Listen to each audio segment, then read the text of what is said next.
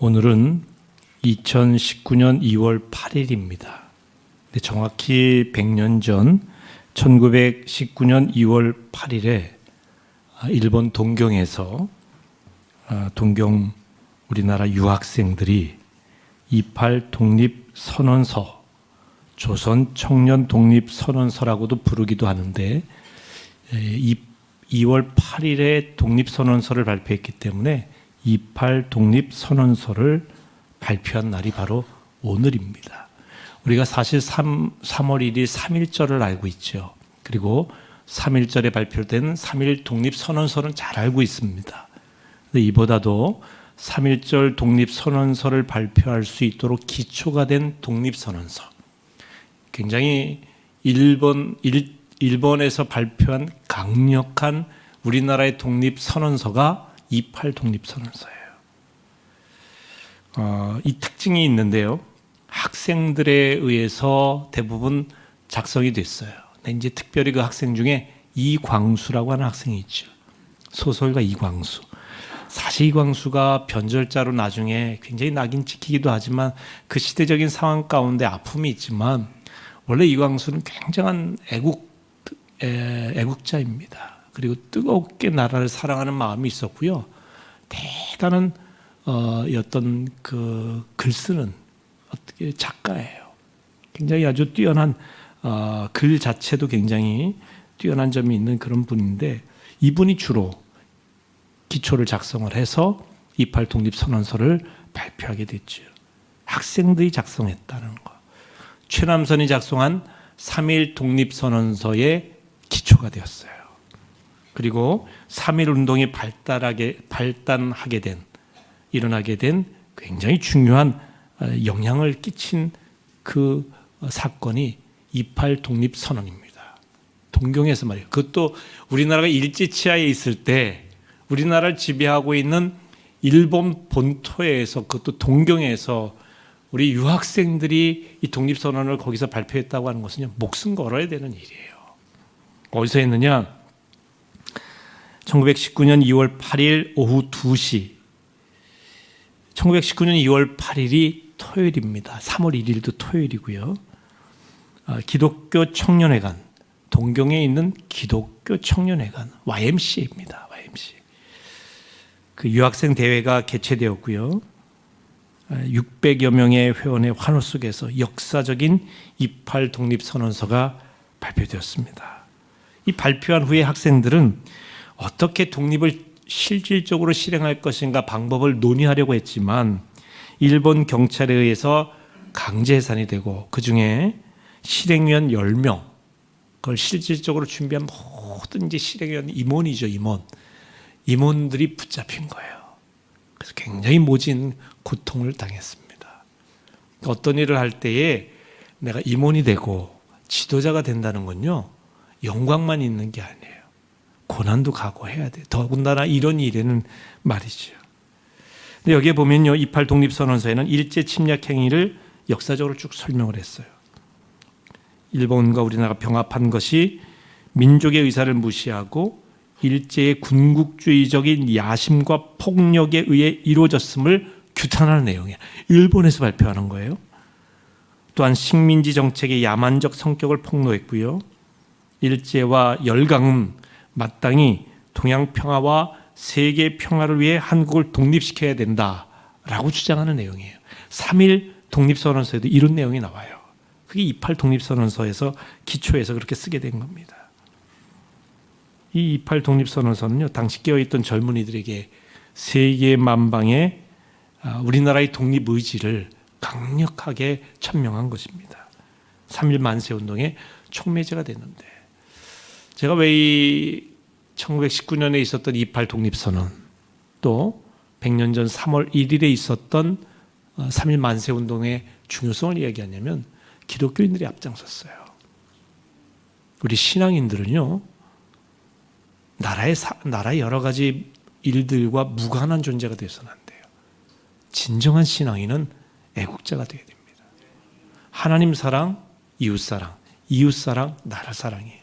이게 초기에 우리 신앙인들이 갖고 있었던 모토입니다. 그러니까 성경에서 하나님 사랑하라 이웃 사랑하라 했는데 그 이웃이 누구냐는 것이죠. 우리 옆에 있는 가까이 있는 이웃. 그러면 점점 가까이 있는 사람을 확대해 보면 우리 나라라는 거죠. 우리 나라. 그렇기 때문에 참 신앙인은 참 애국자가 되어야 된다라고 하는 것입니다. 오늘 사대교회에 대한 이야기인데요. 이 사대교회의 가장 문제점이 깨어있지 않다는 거예요. 살아있는 것 같으나 죽은 교회라는 거예요.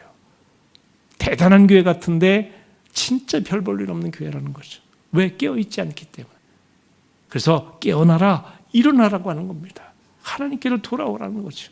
그들은 자기들이 잘한다고 생각을 했지만 그러나 그들은 하나님과 거리가 멀었어요. 사주 책망을 있는 대로 다 받은 교회가 이 사대교회예요. 사대교회. 내가 살았다는 이름은 가졌으나 죽은 자로다. 오늘 1절에 그러고 있지 않습니까? 오늘 저는 우리 교회를 향해서도 하나님께서 이렇게 책망하실 수 있다는 거예요. 너희 교회가 큰 교회다 하는 이름 가졌고 유명하다는 교회 이름 가졌지만 내가 보기엔 너희 교회 죽은 교회야. 너 신앙생활 잘하는 것 같지? 예배 잘 드리고 있는 것 같지? 넌 네 나름대로는 잘한다고 생각하지? 그건 네 생각이야. 너 영적으로는 죽은 자야. 깨어있지 못해. 주님께서 우리에게 책망하시면 어떻게 하겠습니까? 그래서 오늘 우리가 사대교회를 향해서 주시는 말씀을 통해서 깨어나야 된다. 영적으로 깨어나시길 축원합니다. 사대교회가 있는 이 사대라고 하는 지역은요, 고원지대입니다. 그래서 사대는 높은 고원지대에 세워진 도시예요. 적들이 접근조차 엄두를 내기 어려운 아주 천혜의 자연 요새입니다. 그 중에서도 남쪽 맨 끝 지점, 그곳은 절벽과 같아서요, 적군이 접근할 가능성이 전혀 없다고 생각되는 그런 곳입니다.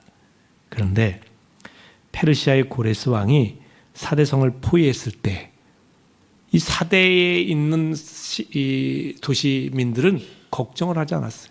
그 전쟁 중에도요, 파티를 했어요. 아유, 얘네들이 우리 성을 접근해서 우리를 점령해, 어림도 없는 소리. 이 고원지대를 어떻게 접근해서 우리를 점령해, 어림도 없다 생각을 하고요, 술 마시고 파티하고 나름대로 자기들 안에서 그냥 몇 명만 세워놓고 즐기며 살았어요. 그리고 맨 끝쪽, 남쪽 맨 끝 절벽과 같은 지역은요, 아예 사람 세울 생각도 안 했어요. 근데 고레스는, 페르시아의 고레스는 제일 접근하기 어렵다. 그래서 방어가 거의 없는 그 남쪽 끝 지점 절벽으로 넘어갔습니다. 한 명씩 기어 올라가서 잠들어 있는 사대 군대를 전멸시키고 문을 열어서 그냥 페르시아의 군대가, 그 많은 군대가 사대를 점령해 버렸어요. 사대는 교만 속에 잠들어 있다가 멸망당한 도시입니다. 전쟁 중에 있음에도 불구하고 교만하게 파티나 즐기고 먹고 즐기고 술 마시고 하다가 결국 모두 전멸하고 말았어요. 이 사대라는 도시의 역사와 사대교회가 매우 흡사하다는 겁니다. 오늘 주님께서 사대교회에 주신 가장 핵심 메시지가 깨어있으라는 거예요. 잠들지 말라는 거예요. 너희가 많은 좋은 조건을 갖고 있다고 잠들어 있지 말라는 거예요. 여러분, 사대교회는요, 외부에 밖에 없었어요. 교회 안에 거짓 교리를 가르치는 사람도 없습니다. 발람의 교훈, 니골라 당과 같은 그런 어려움, 이세벨과 같은 여선지자가 교회를 흔들지도 않았어요. 교회 안팎으로 매우 평탄한 교회였습니다. 신앙생활하기 좋은 교회였습니다. 교인들이 많아서 헌금도 풍성했습니다. 많은 일들을 하는 그런 교회였습니다. 사람들 보기에 활기가 있고 능력 있는 교회처럼 인식이 되었습니다. 그런데 주님은 이 사대교회를 향해서 내가 내 행위를 아노니 내가 살았다는 이름은 가졌으나 죽은 자로다. 얼마나 무서운 이야기예요. 살았다 이름을 가졌다는 것은 사람들에게 잘 알려진 유명한 교회라는 이야기입니다. 그리고 이 교회는 대단한 교회라고 칭송받는 교회라고 하는 겁니다. 사대교회는 유명한 교회, 칭찬받는 교회, 더할 나위 없이 좋은 교회라고 하는 평은 사람들에게 받았지만 그러나 실상 하나님이 보는 관점에서는 죽은 교회였다는 거예요. 얼마나 무서운 이야기예요. 여러분, 사람들이 보고 평가하는 게 중요한 게 아니에요. 하나님이 어떻게 보시느냐는 거예요. 여러분도 마찬가지. 사람들이 나에 대해서는 이런저런 좋은 이야기를 많이 합니다. 신앙도 좋고 열심도 있고 대단하고 뭣도 잘하고. 근데 하나님이 과연 어떻게 보실까? 하나님이 나를 어떻게 평가하실까? 사대교회는 겉으로는 활기 있고 유명하고 큰 교회였지만 속은 죽은 교회라는 거예요. 하나님이 보시는 것은 속이에요. 하나님이 보시는 건 중심이란 말이에요. 다윗을 택할 때도 내가 외모로 사람 취하지 않는다. 내가 보는 것은 중심을 본다. 중심이 중요해요. 우리 하트, 가슴, 내면, 우리 내면에 뭐가 있느냐는 거죠. 사대교회는 명성과 실체가 다른 교회입니다. 외모는 그럴듯했고요, 명성은 대단했어요. 그러나 실체가 그렇지 않았다는 겁니다. 겉과 속이 달랐다는 것이죠. 그런데 문제는요, 사대교회가 자신이 잠들어 있고 속사람이 죽어 있고 하나님 보시기에 책망받을 만한 그런 교회라고 하는 사실을 그들이 몰랐다는 거예요. 그래서 주님은 깨어 일어나라는 거예요. 너의 모습을 좀 봐라. 어느 교회를 향해서도 이렇게 얘기하죠. 안약을 사서 내 눈에 좀 발라서 좀 보라. 그런 이야기까지 하잖아요. 사대교회에게도 주님께서 그런 이야기 하고 싶으셨을 거예요. 오늘날도 사대교회와 같은 교회 모습이 많이 있죠. 겉으로는 화려합니다. 예배당 대단합니다. 성도들이 모여서 예배드립니다. 예산도 풍성합니다. 많은 활동을 합니다. 선교사도 많이 보낸다고 하고 활동도 많이 하고 봉사도 많이 하고 대사회적으로 영향력도 대단한 것 같고, 그리고 교회 내에 정치적인 영향력 있는 사람들, 법조인들, 의사들, 당시 유명한 CEO들, 이런 사람들 많아서 자랑할 만한 그런 교회라고 할 수도 있습니다. 그런데 주님 보시는 관점에서는 죽은 교회라고 할 수도 있다는 거예요. 교인들 중에도 나는 예배 잘 드리고 봉사하고 열심히 있지만 그 생각이 딴 데가 있어요. 내면이 예배 드릴 때 딴 데가 있습니다. 나름대로 열심히 하지만 정말 내 안에 예수님 역사하시고 주관하셔서 주인되지 못한 그런 거. 근데 그걸 본인이 몰라. 영혼이 잠든 교인이죠. 이분들은요, 교회 안에서는 열심히 하는데 교회 밖에 나가면 세상 사람들과 별로 다르지 않습니다.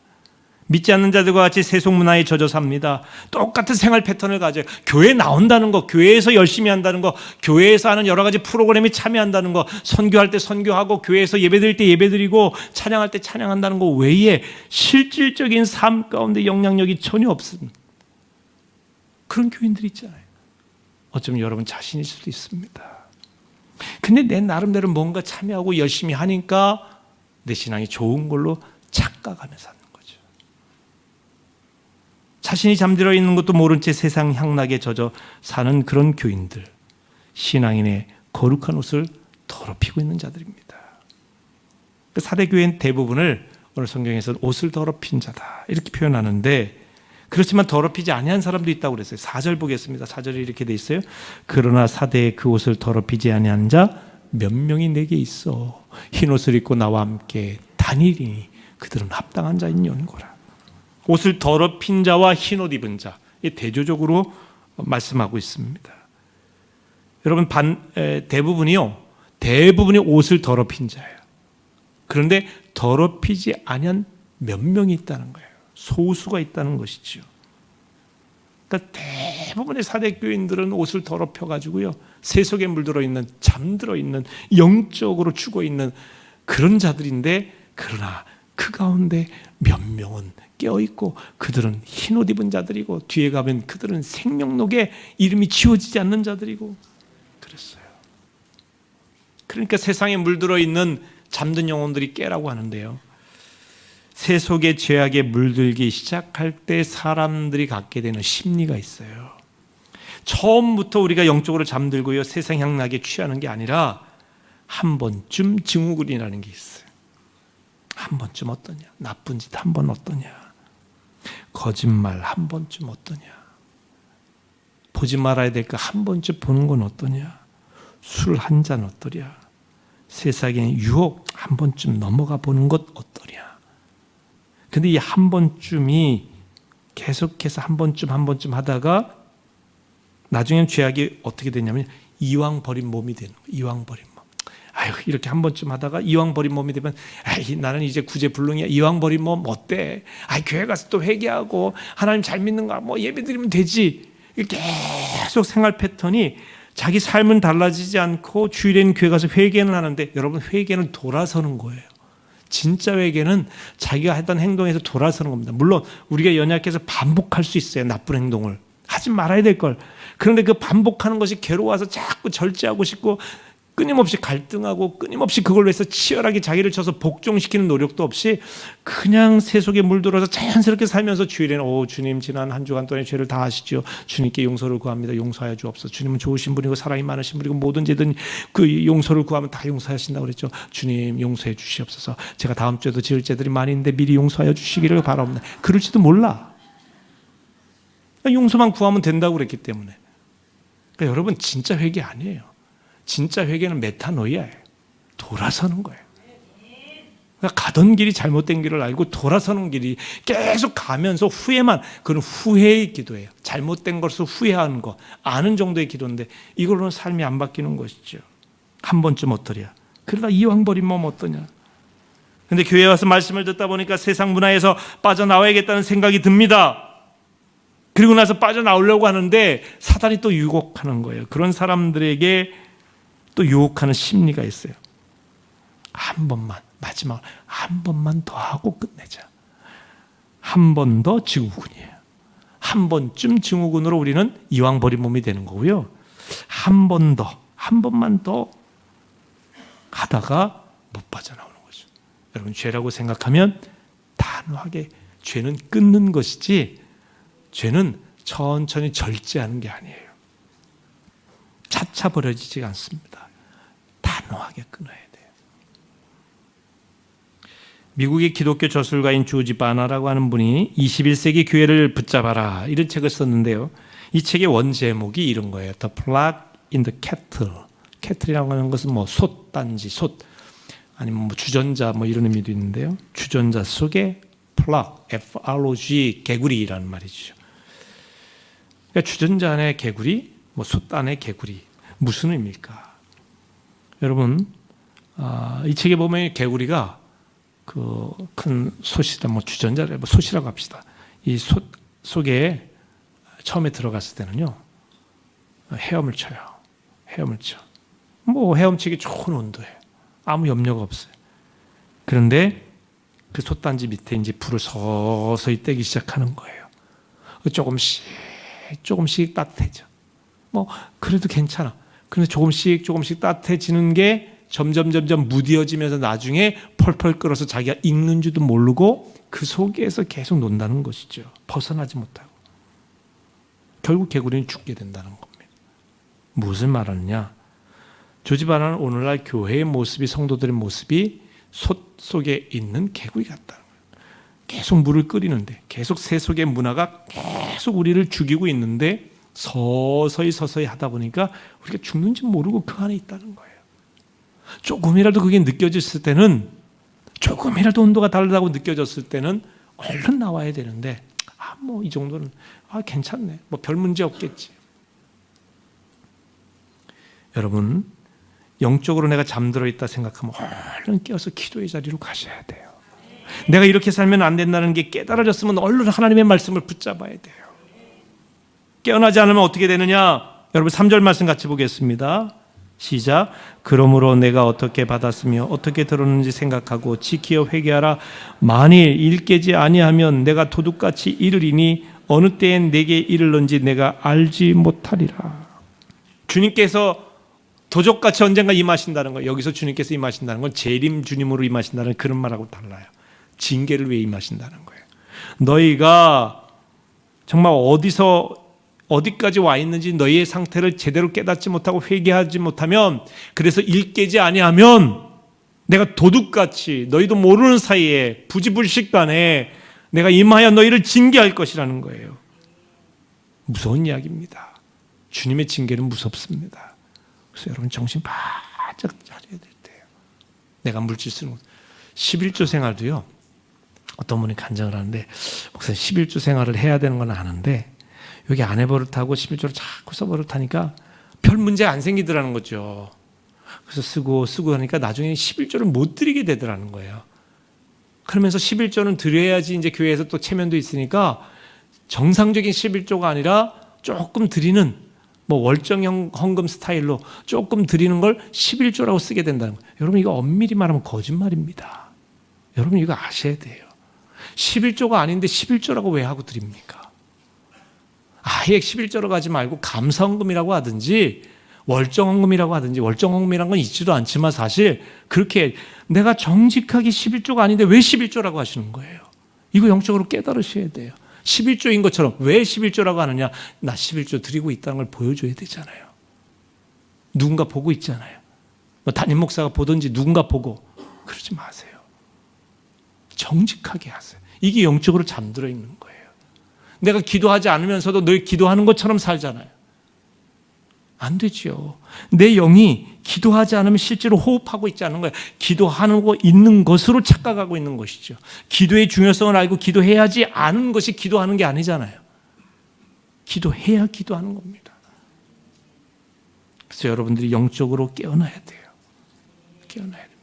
내가 만나고 있는 이 친구, 이 친구랑 다니면 내가 괜히 문제가 있는데 너무 세속화된 친구인데 다니다 보니까 재밌어. 끊어야지 하면서 끊지 못하다 보면 나도 모르는 사이에 그런 삶의 상황에 젖어 있단 말이에요. 그 문화에 젖어 있으면서도 전혀 내가 영적으로 문제가 있는 걸 못 느끼게 된다는 거예요. 때로는 단호한 관계성에 있어서의 단호함과 관계의 단절도 필요해요. 거룩한 관계의 이음을 위해서 그렇지 못한 관계에 대한 단절이 필요해요. 저는 신앙생활은요, 버리는 것부터 시작되는 거예요. 아브라함을 보세요. 하나님께서 그가 가나안 땅부터 주신 게 아니라 내 본토 친척 아비 집을 떠나, 그렇게 돼 있어요. 떠나. 신앙은 떠나는 것부터 시작하는 거예요. 내가 영적으로 잠들어 있고 문제가 있다는 걸 떠나야 돼요. 버려야 돼요. 여기서 벗어나는 것부터 시작되는 거예요. 하나님이 먼저 주시지 않아요. 벗어나야 주시는 거예요. 근데 벗어나지도 않고 그 문화 속에 있으면서 내 기도 응답되기를 원하고 내가 신앙생활 잘하기를 원하고 뭔가 이 시대의 영적인 리더가 되기를 원하고 안 되는 거죠. 여러분이 버려야 될 게 있잖아요. 벗어나야 될 게 있어요. 떠나야 될 걸 떠나셔야 된다니까요. 근데 사대교회는 버리지 않고 떠나지 않고 계속 세속에 물들어 있으면서 우리는 신앙생활 잘하고 있다. 우리 교회는 괜찮은 교회다. 착각하고 있었다. 살았다는 이름은 있으나 죽은 자로다, 그런 거죠. 무서운 이야기입니다. 사대교회에 대해서 하나님께서 무서운 이야기예요.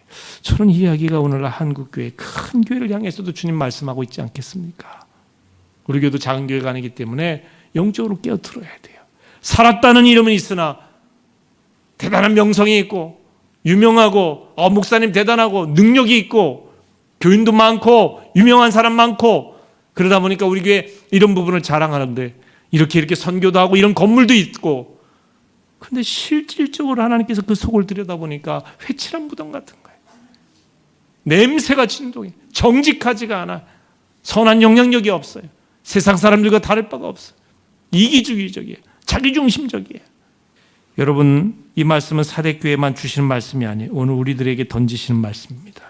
남의 교회 얘기할 필요 없죠. 우리에게는 그런 부분이 없는가? 저도 이 말씀을 준비하면서 제 자신에게는 이런 부분이 없는가? 깨어있지 못한 부분이 없는가? 회개해야 되는데 회개하지 않고 둔 부분은 없는가? 여러분, 영적으로 잠들어 있다면, 오늘 이 시간 깨달으셨다면 일어나시기를 축원합니다. 하나님의 것은 하나님의 거예요. 하나님의 시간은 하나님의 시간. 얼마나 무서운 건지 몰라요. 지금으로부터 115년 전인 1904년 10월호에 신학월보라는 잡지가 있었어요. 여기에 당시 상동교회 전덕기 목사님께서, 그러니까 월간지인데요. 아직까지는 이제 한일합방이 되지 않았을 때죠. 마땅히 깨울일이라고 하는 제목의 글을 올리셨어요. 제가 한번 읽어드릴게요. 지금 우리나라 삼천리 너른 땅에 2천만 심령들의 코고는 소리 천지를 진동하여 3천년 깊이 든 잠을 뉘라서 깨어불고 성신의 감화하심을 받은 자라야 할지니, 만일 성령을 말합니다. 성신의 힘을 의지하지 않고 사람의 힘과 세상의 이치로 잠을 깨워주려 할 것 같으면 그 육신에 든 잠은 깨울 수 있더라도 영혼에 든 잠이야 어떻게 깨울 수 있으리요. 그런지 우리 청년들은, 성도들은 성신의 부리시는 소리를 듣고 깊이 든 잠을 속속히 깨워서 마귀 결박 받지 말고 하나님 앞에 항상 거하여 평강의 복을 받기를 원하오며, 또한 다른 나라 사람들 같이 자유활동과 좋은 사업을 많이 하여 보기를 원하노라.